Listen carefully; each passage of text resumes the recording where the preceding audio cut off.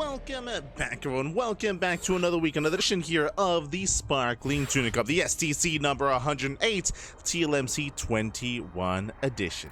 Let's go, bro, let's go. Of course, I'm your host, VIP. With you, I'm joined by these amazing players, by the people in chat, and by my plushies as well. Welcome one and all, bienvenidos here to another edition featuring the Team Liquid map contest maps. If you were here last week, if you were here for the September finals, you know that yes, the September finals, they were held on purely Team Liquid map contest maps, and we are doing the same here and now. Let's go. We're here, we're back, and we are jumping into our first game and spawning in the bottom right hand corner of Ruby Rock. We have the red Terran player, we have the red Terran himself representing the Platinum Heroes. It is Nicoract. And spawning in the top left hand corner, we have as opponent, we have the blue Protoss player, the blue Protoss representing from the land of Italy, representing the Platinum Heroes as well. This is a team kill, it is LetaleX.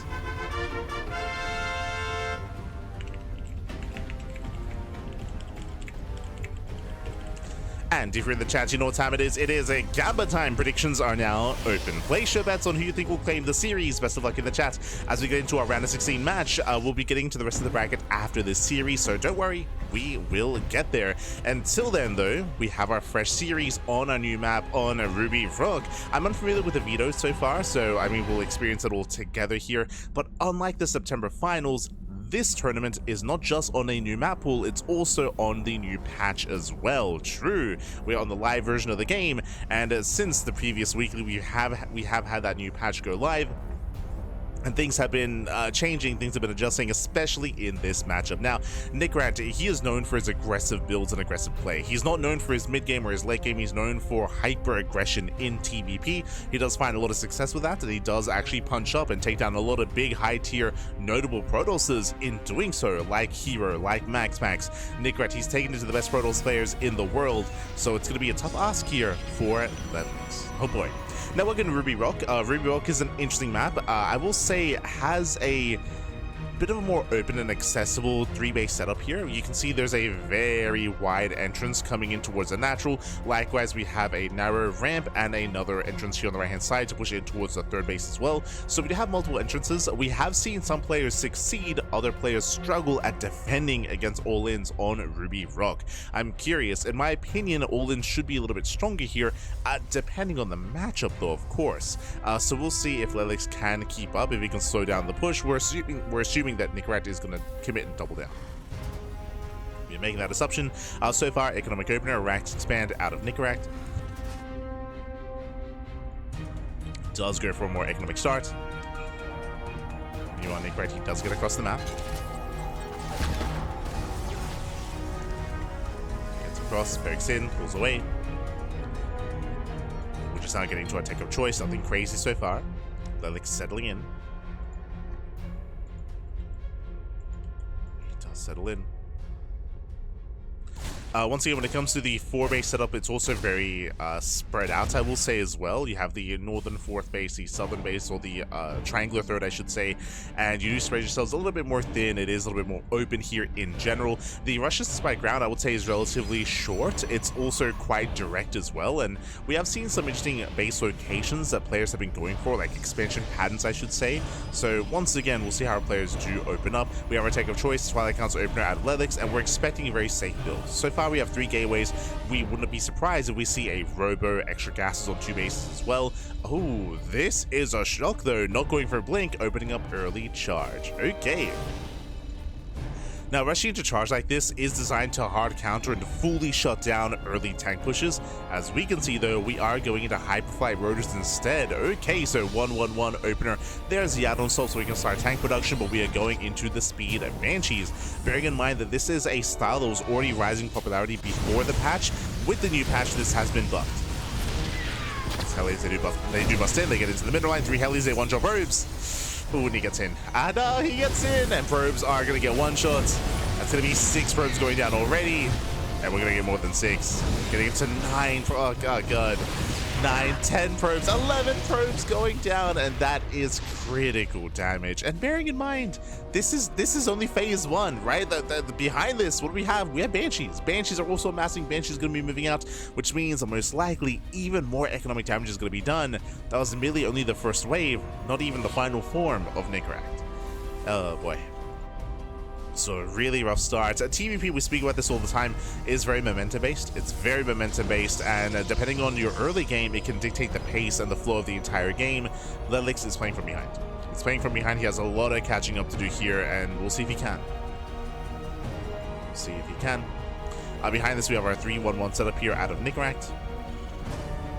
Getting into tanks, getting into banshees, building up his bio. And Nicoract is looking very comfortable. Oh boy. This looks quite comfortable. Behind this, LetaleX.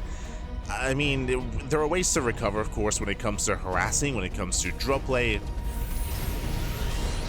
Getting into mineral lines, picking up some key units. We'll see how he can handle himself, specifically against these banshees. Now, the other scary thing about these speed banshees is, remember, we did not open blink, we opened charge. So no, there's no blink defense. There's no blink stalkers, which means these banshees, they should be even more mobile.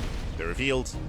Thankfully, there are some stalkers in position, and the banshees should be deflected. Yeah, they're gonna be deflected. They're looking for a way in. Oh! Now, Nicoract, he does not know the blink is not available. Otherwise, he could just run past, to be honest. He could just run past these stalkers, head into the mineral lines. Takes out a pylon. Denies mining. Nothing major yet, but he's keeping LetaleX busy.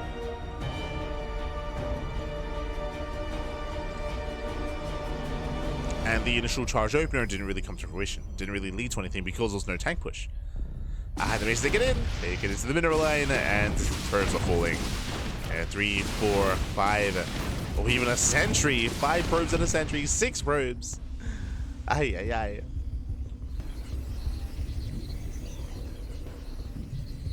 And 6 probes do go down.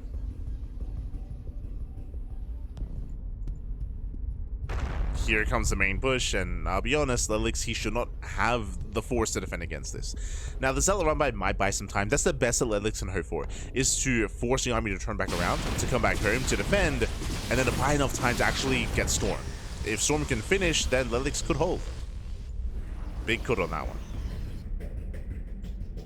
But alas, Nicoract is pushing, and there's nothing to defend this expansion. Still not done. I'm afraid to look. How many probe kills? 27. That is game-ending damage. 28, 29 probe kills. Getting up to 30. Stems in. Storm is done in 1 second. But even with 1 storm, it's not enough. 1 storm should not be enough. You have 3 High Templar moving in. Storm grazes the army, but again, you can just walk out. Ooh, goes back in. Diving on the High Templar. Not bad, gets 1. Gets 1 Templar, takes down the base. Lack of kiting here out of Nicoract, but despite that, he still breaks down the expansion. Yeah, he breaks down the 3rd. At the same time, Banshee's still in the main, pulling the LetaleX apart. And Nicoract, he can now just, I mean, here he has to back up. He doesn't have enough reinforcements, so there's not enough buffer. But here they come. Now he's just rallying. For a moment, I was like, is he pulling the boys? Nah. Landing his own 3rd. And there's 2 Templars. 2 Templar left.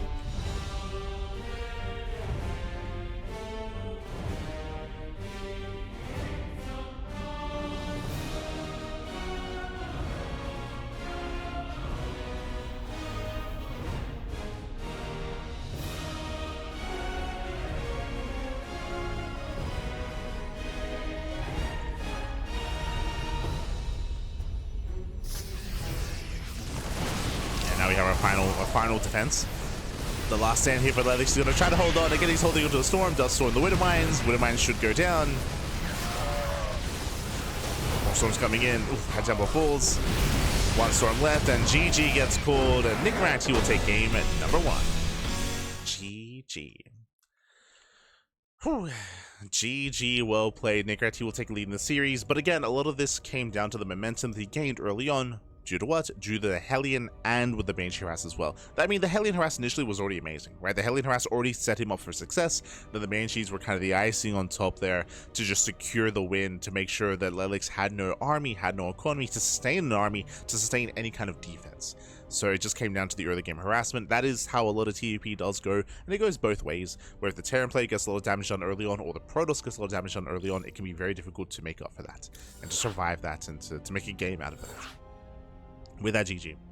With that, GG well played. With that, Nicoract does take the 1-0 lead, and now we're getting into game number 2. Ooh, game 2 is going to be on Throne of Dunes. Let's go. And let's go. Loading into the Diablo map. Ah.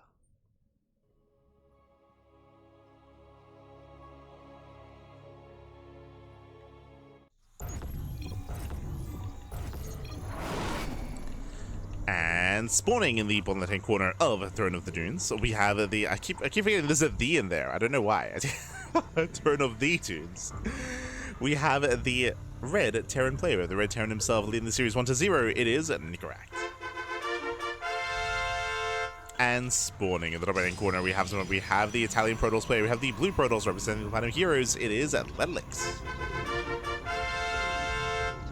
Here we go, and welcome to a larger map of the map pool. It is a little bit more macro-oriented as well, and coming into Throne of Dunes, we have a much more secure 3 and 4 base setup here, as opposed to the previous maps. There are less entry points here. We do have a narrow choke point in between the bases. We do have a wider ramp towards the left-hand side. This will allow for run-bys and counterattacks, referring to Zealot run-bys, Link counterattacks as well. Will be a little bit more accessible here towards the natural base. When it comes to the third base location, a little bit more standard here. There is no ramp just outside, so you can argue you can maybe try to push in here, but the rushes to spike ground is longer, and then you can set up even greater here, at least in my opinion, into a 5 base setup, into a longer game state. But currently in TvP games, the meta doesn't really lend towards longer games, depending on the players, of course. We expect aggressive builds out of Nicoract. Last game, Nicoract, he dealt critical damage early on with Hellions and with Banshees. We're expecting something similar here as well. Doesn't have to go for the same opener. He can go for, instead, Widowmine drop play. He can go for Cloak Banshees as well. He can go for an earlier move out. He can go for a Beyond push and go for a Simless Marine move out with tanks. Nicoract, he has options.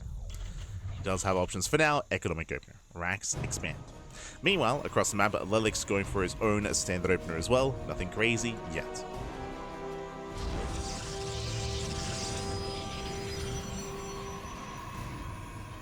Reminds you of GeoCities? It's Diablo, man. We're in the sand where there's fire everywhere.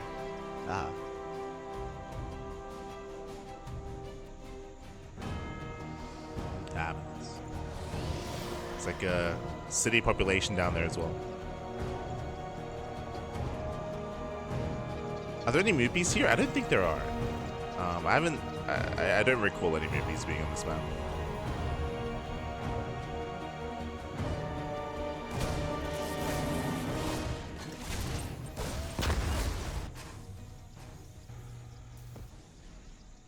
As we provokes in, we should be seeing a more standard opener out of LetaleX here. Again, the map is larger, so going into charge as an opener makes less sense. Winding it back, that also set LetaleX behind, if you recall, is that he happened to go and open charge instead of blink, and that made it even more difficult to defend, or I say difficult, it meant that it was impossible for him to defend against the Banshees as well. Remember, the charge-based opener was designed to shut down an early tank push, but there was no early tank push, so LetaleX, he just kind of misread the game state, unfortunately.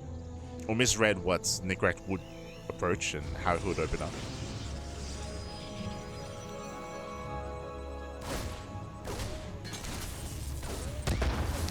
As Reaper does break in, gets one probe kill. Gets one, gets 2 probes so far. That's okay damage. The Reaper does go down. And did we scout the tech? The answer is yes. Twilight Council was scouted once again. LetaleX opening up charge. Oh, I mean, to be fair, thankfully, Nicoract, he's not going for the same build. He's not making Hellions. He's not going Reactored Hellion, Reactored Reaper. He's going into Widowmine defense instead, or into a Widowmine drop, so he is varying up his build, which means LetaleX should not lose as many workers this time. And he might be able to... Oh, never mind. Goes for a third. I was going to say he might be aggressive himself, but now going for a third base. Rushing into a much faster third base compared to game 1. Widowmine drop is moving out, and the hallucination does find the drop. Very nice. And drop has been found. The LXC does respond, and this mine drop should not get much done. And behind this, we are going to Banshees. No upgrades though, not yet. Just getting to buy a tank, vanilla Banshees. And this time coming into the mid game here, or coming into the early to mid game, LetaleX, he actually has an economy. Last game he died to the Hellions, like it was it was brutal. But this time he has maintained his worker count. He deflects the Widow Mines. No major critical damage this time. So we have ourselves a game. We have ourselves a game. Temple Archives gets thrown down, getting into Storm.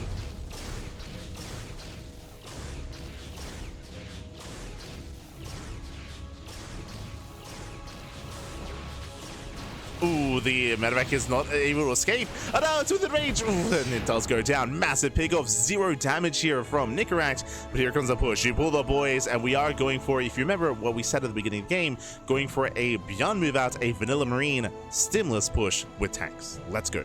So it is going to be, I say stimulus push, it is going to be an all-in. So we're going for the all-in. Basically, these Marines are not really built for damage, they're built to buffer for the tanks. The tanks, that's what really deals damage alongside the Banshee as well. That's how we're pushing pre-stim. Storm is not done, the third base is under fire. And there's just barely anything to defend here. LetaleX, he's failed to see the move out, he failed to scout, and Nicoract, he's here to end the game. He's here to end it. Push into the natural, takes out the Zealots, getting on top of the pylon. That is Narcosis pylon. Ooh, and everything gets depowered. And Storm is not going to finish. Like, Storm is just too far away. And again, LetaleX, he failed to spot the move out. He was distracted by the Widowmine drop. He defended it well against the drop play. That is true. But he was caught with his pants down. It wasn't just that he failed to scout the move out, but he also, remember, got a fast third. Remember, he was greedy. He was greedy this game, and he gets punished for that greed. Storm is finishing up in 5 seconds. Boys are being pulled, natural goes down, and one Storm is not good enough. The High Templar gets started, 0 storms, GG gets called, and Nicoract, he will take the series 2-0. GG. Whew. GG, well played, congratulations. Nicoract, he will claim the series. Because of his playstyle, we didn't really get to experience too much of the map itself. Just 2 base all-ins. 2 base all-ins. I mean, game number 1, it was different just because he had dealt critical damage early on with Hellion and with Banshee Harass. Here in game number 2, LetaleX was being greedy, rushing into a third base. He failed to scout the all-in. He failed to scout the move-out. So he was caught with what? He was caught with his pants down, but yeah, GG. GG, well played, congratulations. Nicoract, he does advance on into the next round, and we should be following him into those quarterfinals. Let's go. Let us go, exclamation mark, be in the chat if you guys want to have a look at the back yourselves. Let us switch our scenes over and catch up on the bracket itself.